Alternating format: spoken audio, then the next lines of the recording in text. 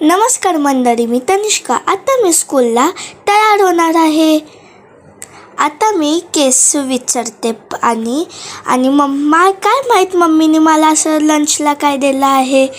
आता मी वेणी बांधते थोडं आणि मी टिकला लावते. आता मी बीटरूटची चपाती आणि कॉलीफ्लावरची भाजी पॅक करते.